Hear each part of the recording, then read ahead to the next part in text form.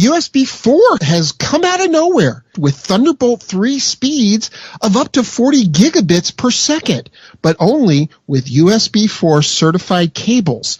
It'll also be USB 3 backwards compatible. How does this announcement fit in with current versions of USB? With all the confusion surrounding the renaming of the USB 3 spec, now USB 4 comes. It makes me wonder, why did the USB International Forum even bother to rename USB 3? Some think that USB 4 is merely Thunderbolt 3 gone open source with speeds that are nearly identical to the spec. These speeds are only capable, however, through USB 4 certified cables, and we probably won't see it hit the market for about 18 months or so. Plenty of time for Thunderbolt 4 to arrive if it ever does. It's finally good news that USB is getting faster, and now we have yet another new name, USB 4. What's next? Blackmagic has announced their Generation 2 Ursa Mini Pro. This second generation 4.6K image sensor has the Generation 4 Blackmagic design color science, shoots up to 150 frames per second in 4K using Blackmagic RAW, and 300 frames per second in HD in Blackmagic RAW. It'll have 15 stops of dynamic range, which seems to be the ceiling at the moment for dynamic range.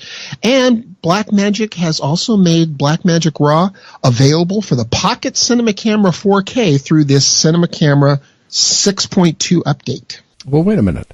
Doesn't Blackmagic normally announce new products at NAB in the spring and IBC in the fall? Well, normally they do, but Blackmagic last year shifted its major hardware announcements away from NAB in favor of their own webcast showcase.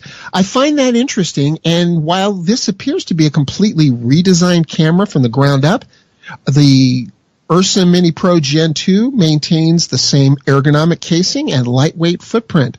Price is $59.95, and Grant Petty hinted that Generation 1s are likely to get a price cut until their stocks deplete, since the Generation 2 is going to completely replace it. But I'm really excited about Blackmagic RAW coming to the Pocket Cinema Camera 4K, which is already turning heads for its impressive image quality, and some calling it the best entry-level cinema camera on the market. Okay, so that's Blackmagic Design. What's our third story this week?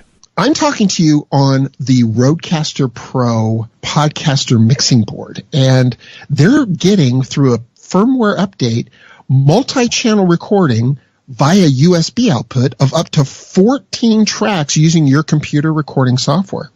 Why is this update so interesting to you? Content creators are more than just video makers and filmmakers these days. They have podcasts, they have live broadcasts, they have all these different things to reach their audience. And the Rodecaster Pro is really the must-have mixing board for podcasting and live audio mixing. For under $700, you just can't beat all you can do with it. All good to know. What other stories are you and your team working on this week? Other stories we're following: Frame.io is now SOC Type 2 compliant for greater online security. YouTube disables comments on videos featuring children due to advertiser concerns. And Compact Flash Express will likely take over the XQD market, thanks to firmware updates from Nikon and Sony. And it now seems genius that Nikon stuck with the XQD format in their Z-series mirrorless cameras when everybody thought they were crazy.